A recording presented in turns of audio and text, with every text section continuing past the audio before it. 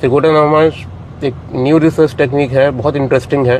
ठीक है, त्रिकोटा नवमांश के नाम से जर्मनी ज्योतिष में भी आपको एक टेक्निक मिलता है कि बट ये थोड़ा सा उससे डिफरेंट है। देखिए क्या होता है आपके लाइफ में ना, 3 चीजें हमें चाहिए। एक चाहिए पर्पस, और उस पर्पस को फुलफिल करने के लिए 2 चीजों की जरूरत है। एक आपके अंदर स्किल होनी चाहिए, स्किल सेट होनी चाहिए, आपका एटीट्यूड होना चाहिए उस पर्पस को पूरा करने का, और दूसरा आपकी इमोशनल स्ट्रेंथ है ना, मेंटल स्ट्रेंथ की जरूरत है। ये 3 चीजें जब हों आपके जीवन तो आपका सक्सेसफुल होता है। तो ये त्रिकुटा नवमांश टेक्निक क्या बोलता है कि आपका सूर्य का नवमांश पोजीशन आप देखिए, है ना, नवमांश चार्ट में आपके सूर्य किस राशि पे बैठा हुआ है। सेम ऐसे ही चंद्रमा की नवमांश पोजीशन देखिए, और लग्न लॉर्ड की नवमांश पोजीशन आप देखो। ठीक है, ये तीनों पैरामीटर किसी न किसी राशि में बैठे होंगे।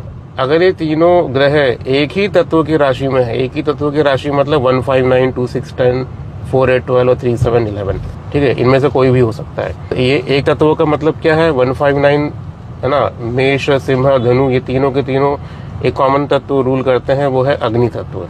सेम ऐसे ही मान के चलिए, अगर ये 3 ग्रह के नवमांश जो पोजीशन है, अगर वो जल तत्व की राशि में है ना, 4, 8, 12 है ना, cancer, Scorpio, Pisces, so it means कि वो ट्रायंगल में है।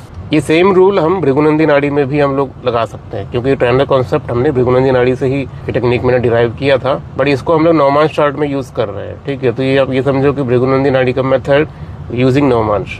ठीक है, अब होगा क्या कि जैसे मैंने बोला कि सूर्य ग्रह आपको पर्पस देता है, आपके जीवन का पर्पस क्या है वो आपको बताएगा सूर्य। तो सूर्य का नवमांश पोजीशन की राशि आप देखो, चंद्रमा की नवमांश पोजीशन आपको बताएगा आपका मेंटल स्ट्रेंथ, और लग्न का नवमांश पोजीशन आपको देता है स्किल सेट।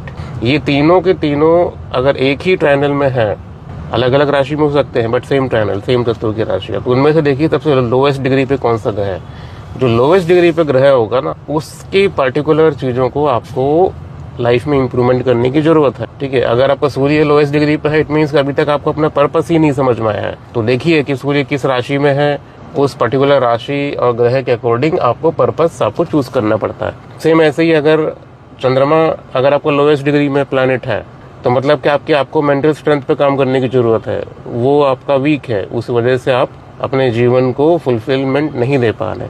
वही अगर लग्न लॉर्ड अगर मान के चलिए लोएस्ट डिग्री पे आपका है, तो इट मीन्स कि आपके पास पर्पस है, वो क्लैरिटी आपको मिल जाएगी। ठीक है, और आपका मेंटल स्ट्रेंथ भी अच्छा है, बट आपके अंदर स्किल सेट नहीं है, इससे आप अचीव कर पाओ। तो इसलिए ये तीनों में से कोई एक चीज आपका वीकेस्ट पॉइंट हो सकता है जीवन में, जिसकी वजह से आपकी ग्रोथ रुकी हुई है, ये आपको ठीक कर रहा है।